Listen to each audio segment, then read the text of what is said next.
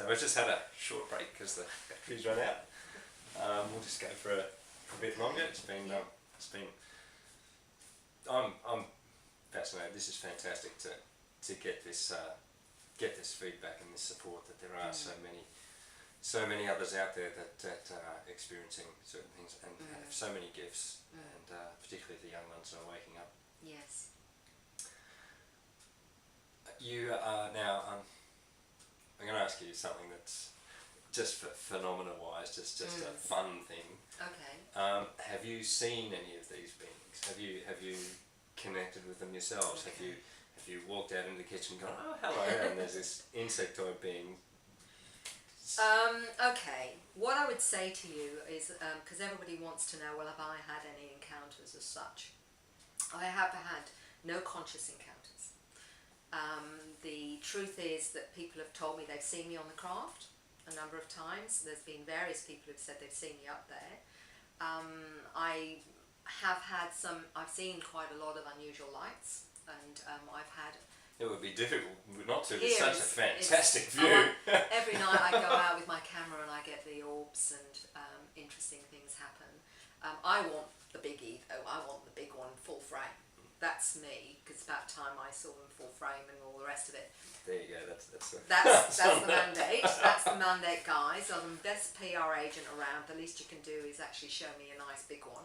But anyway, I have had time anomalies and this kind of thing. What I would say is that I do get impressions of a lot of the beings when they're around, in terms of intuitively, if you like the third eye stuff. Get quite a lot happening on that level. And in that sense, yes, I do. I will perceive or be aware when they're around. So I get a sense of them rather than... I know some of my clients actually physically see, and I'm talking about clairvoyantly to physically. I am aware, I am able to perceive when they're around from another sense, but I don't see them physically at all. It's amazing how far you can go just with that inner knowing. To know that you're there, to know that you have it, and not to have virtually even a whiff of any sort of physical phenomenon or any visions of anything, but just to know deep down that yes, you're having these contacts, and yes, you are. There's some interesting things that have happened in many other levels that show me that I'm on track or I'm being helped. For example, I had a gentleman that phoned me from New Zealand who was not fully aware he was having encounters. We had a 7-hour phone call where we were both exhausted at the time. It was gone midnight when I put the phone down. He was quite traumatised by it because it had finally confirmed many things that he'd wondered through his life. He rang me the next morning and told me not to panic, that he wasn't going to be on the phone for another 7 hours. And he said, I just wanted you to know this. He said, I got in touch with the telephone company because I wanted to know how much it was going to cost me. As it said, it was a long phone call from Australia to New Zealand. And his response from the telephone company was, we have no record of that call. I've had this happen other times as well, similar kinds of interesting things. Even to the fact that people have been guided to me rather than somebody else. And there was one lady who told me that she'd been given a list of people that could help her with understanding her experiences, and this is in England, and she was shown this list, and the only name that she said she wanted was my name, and she said, I had no idea who you were. She said, all I knew was that was the name, that was the person that I needed to go to. And they said, well look, she lives in Australia, you know, the chances of you getting her to help you are pretty, remote. And then she learned that within a few months I was going to a conference in England where I was speaking at Blackpool, and that actually I was able to come and see her. And she said, I knew from the moment I saw your name that it was you that I needed to see.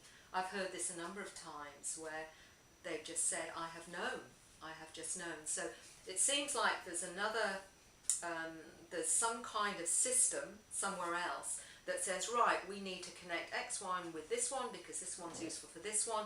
So there are so many things in place to assist those that are working on certain levels so that you don't feel like you're alone. And even to the point of my book being first was published, I was getting a lot of difficulty trying to publish it, and I said to the universe, I said, look, do you want this out there or don't you? I know that it's fringe, I know that publishers don't like this stuff and all the rest of it.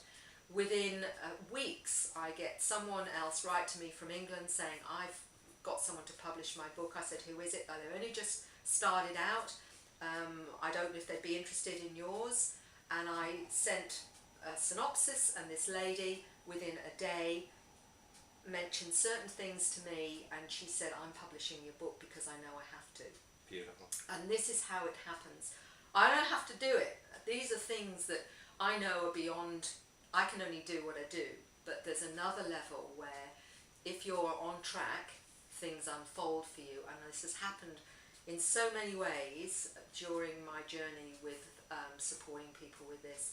So I just say, okay guys, I don't know how this is going to happen, but I know that if it's meant to, then you will orchestrate it. Just let me know when it's time for me to be aware of it. Indeed, you can only do everything you can do, and sometimes you have to Yeah. say to the universe, look, this is how it is.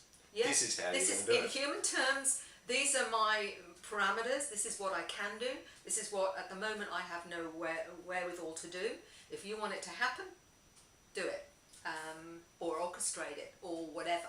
You're talking about the those, I don't know, synchronicities or whatever, the phone bill without the call on it. Of course, they are helping us on so many levels, aren't they? Yes. They're knocking missile silos, taking nucleus warheads offline, things like that. They are clearing the atmosphere. Yeah. They are doing so much, and in fact, they're meant to have saved the planet or avoided a cataclysm or something a number of times, or created.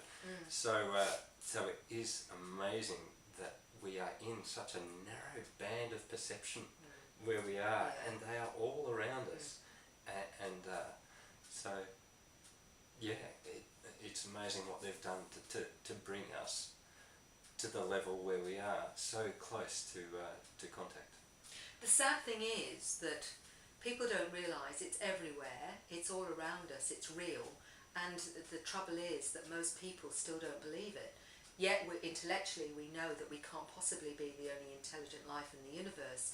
There is so much now of evidence, from photographic evidence. There are hundreds of hours of tape of all sorts of tangible metallic craft being shown, energetic craft, Carlos Diaz and all the light ships and what have you.